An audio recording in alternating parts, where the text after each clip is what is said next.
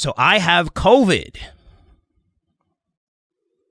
My wife has it as well, and my youngest daughter has it. So we just got diagnosed on Monday. Yes, I'm doing this podcast. Yes, we're going to have our amazing STO summit tomorrow, the 2020 summit. To sign up, go to our Curzio Research YouTube page. You can also sign up just by going to our Curzio Research website and clicking the banner right there. Should be very easy for you. The only way you'll be able to listen to it. I am hosting it, bringing on a lot of people. Will be a lot of fun. But yes, I'm also doing this podcast. So I got tested over a week ago.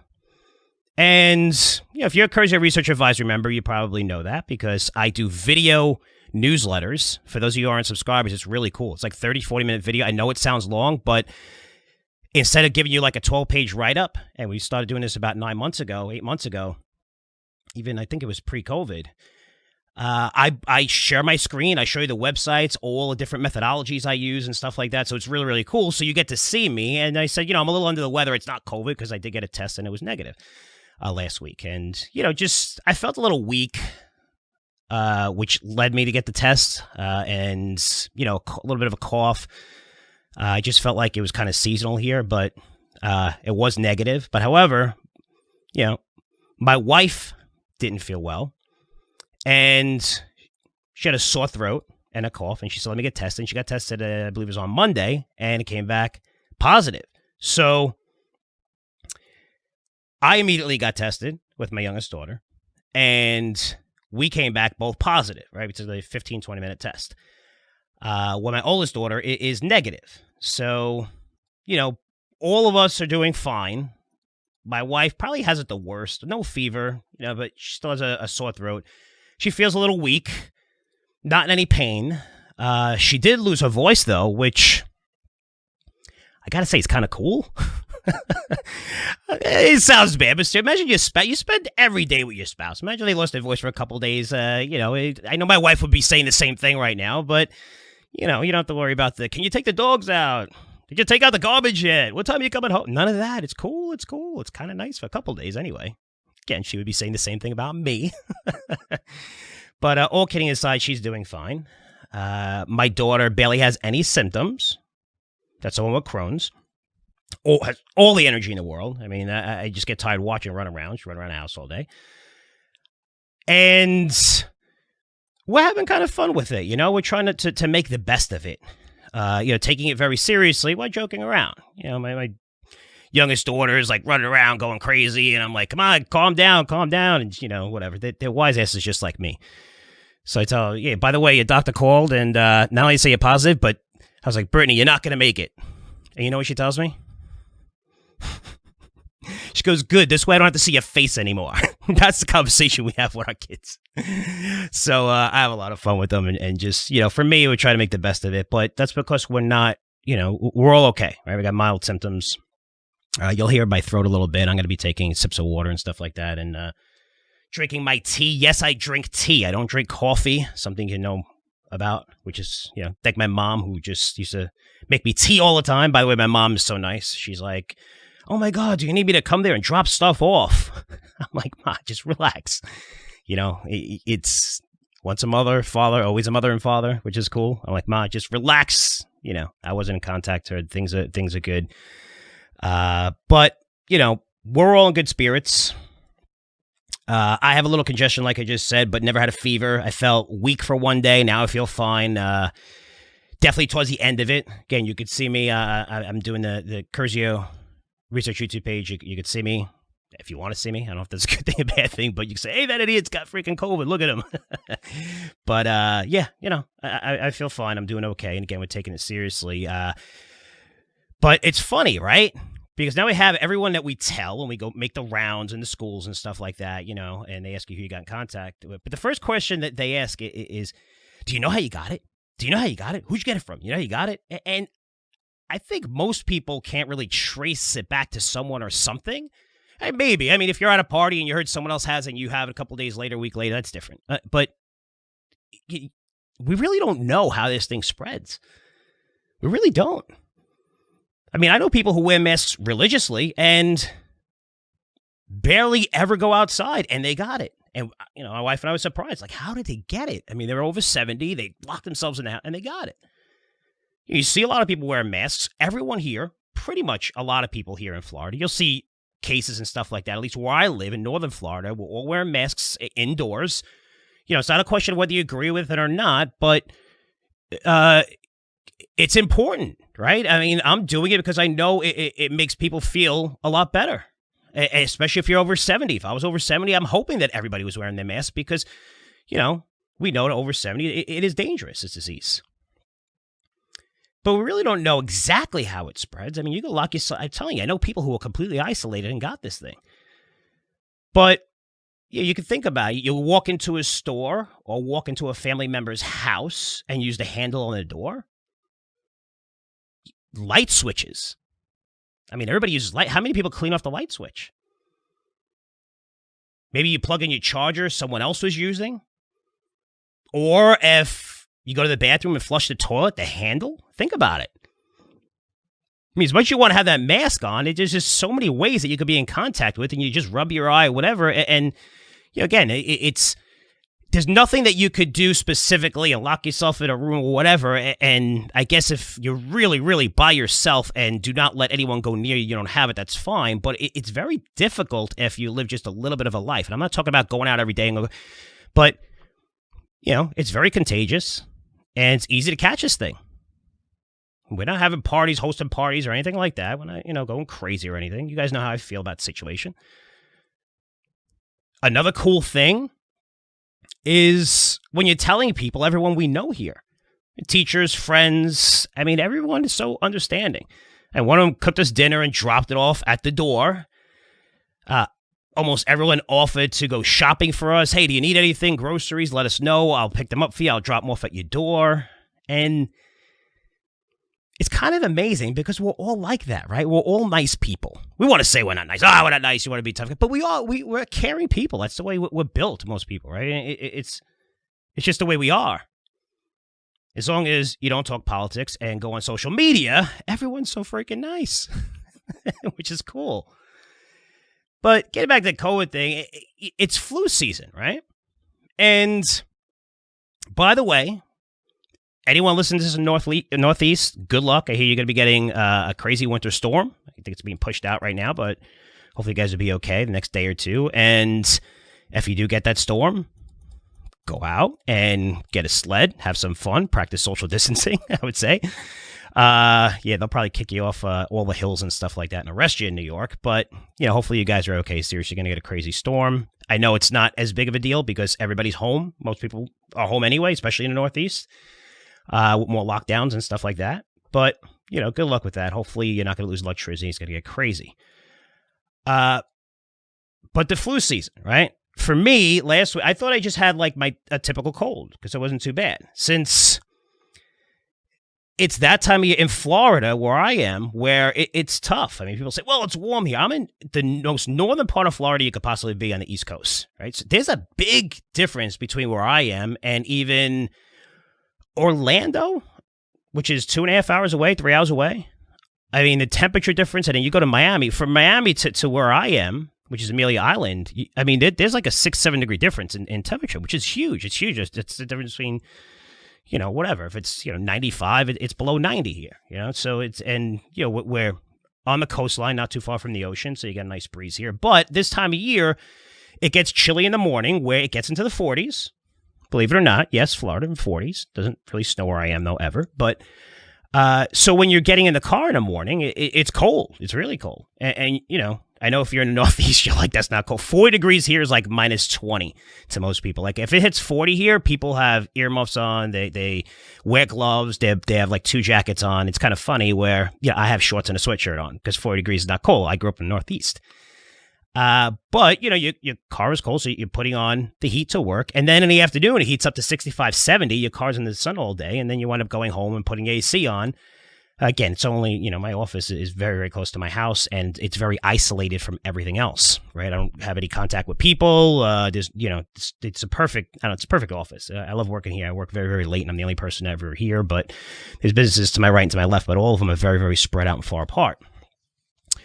But it's difficult to know whether you have a cold, the flu, or COVID, since for most people, symptoms are mild. But there's one thing that stood out, I think, for all of us. And if this happens, I would definitely get tested. But we all lost like a little bit of our taste for things. And not everything, but, you know, my youngest daughter, this she said about 3-4 days ago, and I just didn't pay attention to it. But she said that, she had a sandwich and with mustard on it. And this was, I think, on Sunday. Monday she got tested. And she couldn't taste the mustard. She's like, oh, this tastes terrible. And I can't taste it, whatever. And same thing happened to her wife. And then me as well.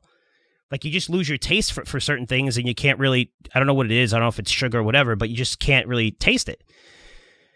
But, you know, if you're a little under the weather, which, you know, happens this time of year, and you're not sure if you can get tested or you should get tested, you know, if you lose taste for anything, definitely get tested. That's the one symptom, because everything else is kind of like flu and cold. You don't know the difference.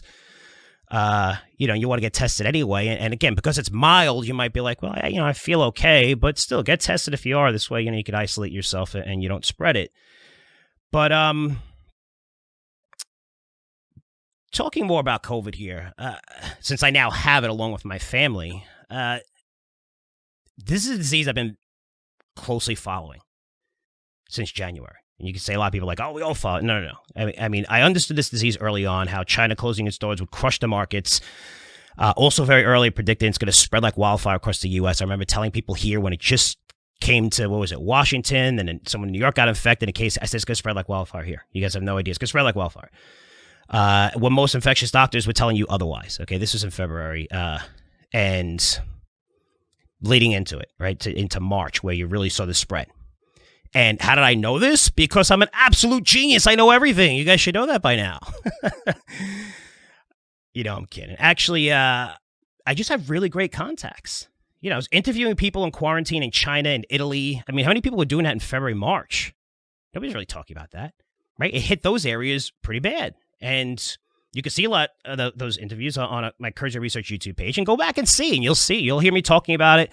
All these podcasts, all my newsletters, they're all documented, they're all archived, you know, so you can go back, and this way you could see everything, right? I hate people that just, you can go back, but you're only going to see the good stuff. No, I've made some mistakes on stock picks, I made some mistakes on calls, but hey, you go all the way back, and you'll see why, because I have nothing to hide. You'll see I'm right more times than I'm wrong, because I do a lot of homework and do a lot of research.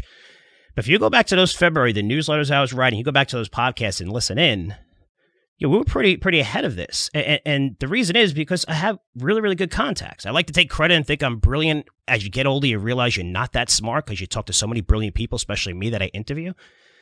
And define smart anyway, right? I always use this example and say, I think my mechanic is a genius. I think that because I don't really know anything about cars other than, you know, oil change, tire change, you know, putting gas in my car. But, you know, building an engine or transmission, I mean, that's pretty incredible, right? You think about it? Hey, but everyone's smart in their own field, and you can always learn something from these people. And I've just had access to so many of brilliant people, especially doctors, where dozens of leading doctors that run hospitals started emailing me, and they continue to do so when they learn something new about COVID.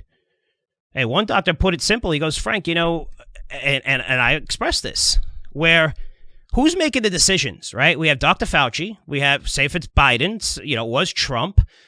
You know, you look at a lot of our politicians, a lot of those doctors, right, who are you know, on their staff. And this is what a doctor told you. It made a lot of sense. Every one of those people are in a danger zone. They're over 70 years old. They're going to have a much different opinion on what you should do compared to someone who is 30 years old, 20 years old, or a young person that you know, this disease doesn't really impact at all, which we know by statistics.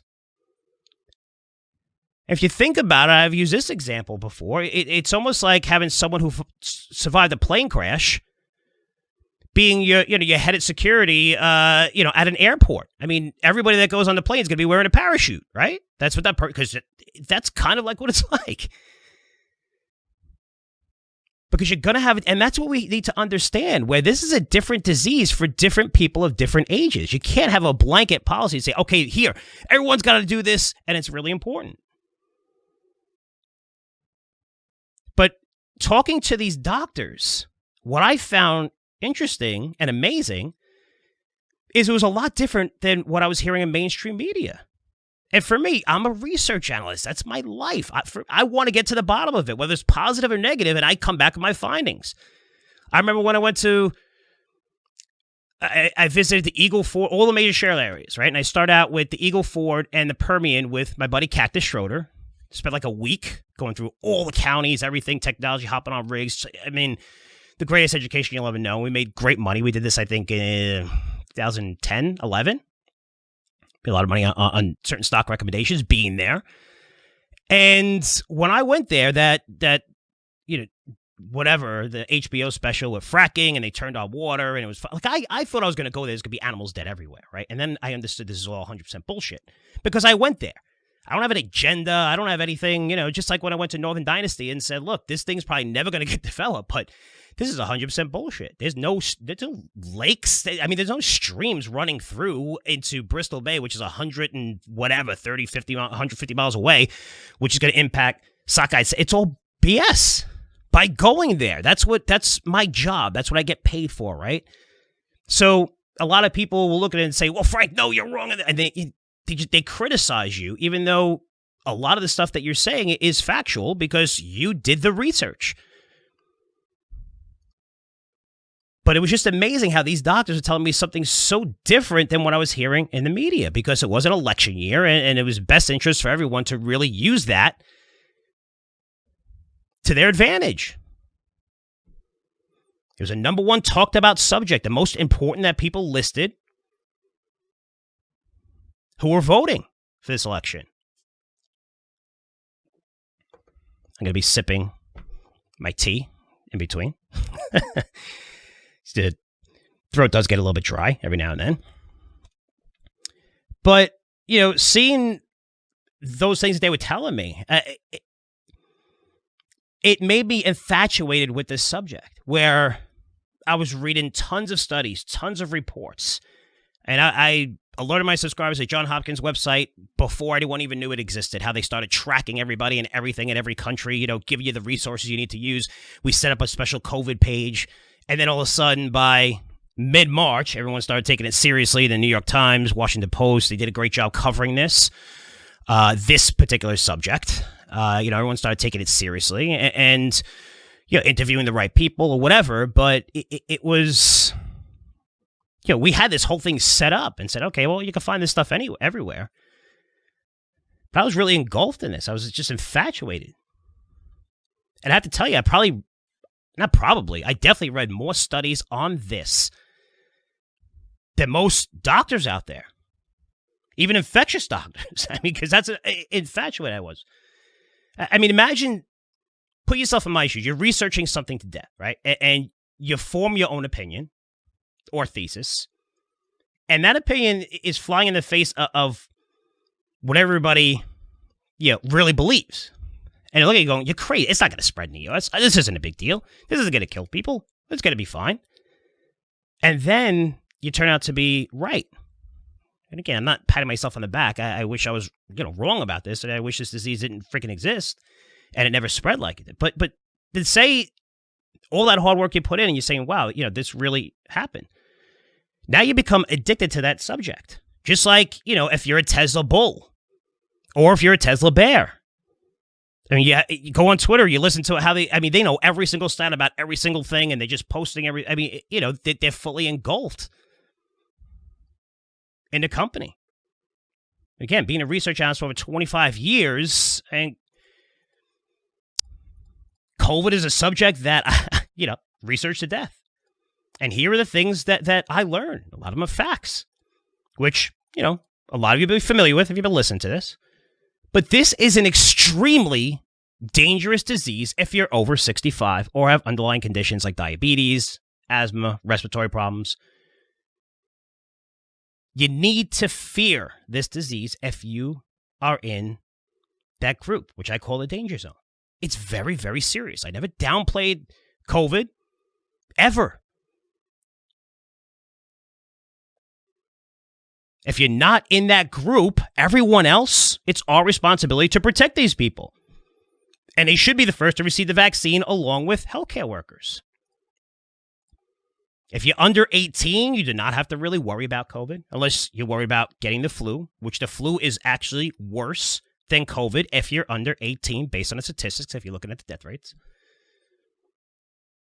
Almost non-existent if you're under 12. I'm not saying if you have a kid that's 12 that got it. My daughter's under 12. She has it. She barely has any symptoms. She's running around having fun. I'm praying, and she is on Humira, which lowers the immune system, which, our doc said, you know what, just, she gets a shot every 2 weeks and said, just hold off on the shot. This way she could, fight this. But she's doing good. She doesn't seem like she's getting any worse. And I'm sure there's a situation where, it could be bad. But when you look at statistics, it's really not. And you want proof, in California, the population's 40 million. You know how many people under the age of 18 that died from COVID in California? Let's on a CDC site. This is about 2.5 weeks ago. It was 2. It was 2. So I was adamant about keeping schools open. And you post that on social media and people come after you like crazy. If it doesn't support their agenda, they go crazy. But this isn't me just like a feeling I had. This is by doing the research. Because I don't have an agenda. I have 2 young daughters. I'm saying this along with easily over 90% of the doctors and infectious doctors. Almost all of them are sending their kids to school and believe they should send their kids to school. I was watching something on CNN, which I thought was funny, and they were interviewed 4 different doctors, and CNN, just like most media, I'm not picking on them, but everybody has an agenda, right? And it's now reporting whatever. Everyone has their agenda and their favorites. And I think it was Don Lemon or something. I just saw the clip of it, and all these doctors, he was asking them, he's like, yeah, but you should, and every one of them said, nope, no, kids should go to school. And after he interviewed all of them, he had this surprised look like, wow, I don't know if that's a good idea. It was funny. I was like, okay. Like, for me, when I interview people, even if I have a different opinion than them, I'll debate them. I'll talk to them. I want to learn. I don't force it on them. I don't yell at them. That's not what an interview is. If it's like that, who the hell is going to come on your show? I want to interview people who have a different opinion than me. That's how you get smarter. But not to the point where I'm like, oh, you're an idiot. You don't know what you're talking about. This is like I'm trying to change this person's mind. I want to know, what do they see that I'm not seeing? Where's the research? That's how we all get smarter. That's how I pick most of my stocks. I look at the negative opinion of all the analysts that hate the stock. And based on the 4 or 5 reasons they hate it, I look at if those things could change over the next 3 to 6 months. And if they do, that stock is going to take off. Because now that negative thesis no longer exists. So everyone should do it, I think. Maybe not. Again, some of us have our bias no matter what, and that's fine, right? It's okay. But you look at that kids, they rarely transmit the disease. If you want proof, you can look at Florida where I live and the schools. And I'm talking middle school, high school, right? If you're looking at colleges, we saw outbreaks. Notre Dame, Michigan, those are early on. Washington, Ohio State. Seeing basketball games and some of these games get canceled. This is older, right? 17, 18, 19. But say you go lower than that, it's high school, middle school. You're not seeing that. You're not seeing it. I know because there's kids that had COVID in my daughter's school and, they pulled them out and it's not like it's spread with 30, 40, 50 kids. Not once where I am. It's very rare because they don't really transmit this disease. And not going to be able to transmit to someone in the danger zone, which is what people, what happens if they get it and then they come back and they, and they give it to somebody else? Show the proof. There's no proof. I've been reading studies on this. That's something that again, you don't want your kid who's going to school, just right in the face of a like my daughter, I wouldn't be putting in front of my mom who, you guys know was sick in ICU for 5 months and, she's doing okay. Thanks for all the prayers and everything. You want to be smart just in case, but there's a little proof. I mean, if you disagree, frankcurzioresearch.com, just send me your research. Make sure it's not from some hack with an agenda. Don't want to hear it. But I read tons of studies, talked to numerous doctors who are not biased and talked about this. Again, I have 2 daughters who I care about very much. So, I want to make sure I look at all the data before sending my daughters to school or telling, hundreds of thousands of people that listen to me. I'm not going to just shout it and say, hey, go. It's based on research. Now, this doesn't mean that everyone needs to send their kids to school immediately. No. Every parent is different. Every kid is different. And I always hate when people give you advice on how to raise your kids. I mean, it's usually funny because it's usually those are people whose kids end up the worst. And you look at their kids, you're like, really? You give me advice? You love that. Everyone has an opinion about everything these days, especially about, your family and this and that. It's like, just shut up. Anyway, who am I to tell you how to raise your kids? But everyone is different. What I am saying is that schools need to be open and then allow the parents to decide for themselves, not the government who has a clear agenda, which we all know. And remember, there's no perfect solution here to COVID. And it's important you understand that. There's not a perfect solution. It's not like, hey, if we do this, everything's going to be okay. If we do it this way, everything's going to be okay. If we completely lock down everything, everyone's going to be fine. If we don't, everyone's going to get infected. A lot more people are going to die. It's not that simple. We have to have the best outcome. Will some kids get infected? Yes. Yes. And 2 kids dying in California is too much. We want to see kids, God forbid, anyone die, right? Lose their lives. But if you look at the damage we're seeing from kids staying at home, suicide, depression, anxiety rates, they're skyrocketing. There's all studies on this across the board. And you guys know you're home with your family all day, some of you. At my office, away. Again, it's isolated, which is cool. But you're home all day. You can't, it's tough. We're not built like that to be on top of each other every single second of every single day. Kids want to have fun, interact, socialize. It's important. But when you look at the total package without any bias, and you look at all the statistics and the facts, schools need to be open. Schools need to be open. Especially middle schools and high schools. They should be open. Now, outside of kids, most people who get COVID that are not in a danger zone, outside of kids, well over 80% are going to see mild symptoms. Symptoms that I saw: sore throat, congestion, runny nose. I mean, it could be vomiting, headache, low-grade fever, cough. Mild symptoms. Most people, mild symptoms, right? I'm doing this podcast. You'll see me. I'm not falling over or terrible. I'm hoping that it doesn't get worse. I'm being very, very smart about this. I'm lucky that, I have friends that had, 102, 103 fevers. A couple of them did go to the hospital and got it pretty bad. And they're okay. So I'm not downplaying this, but most people who get this are what I'm feeling right now, based on the statistics.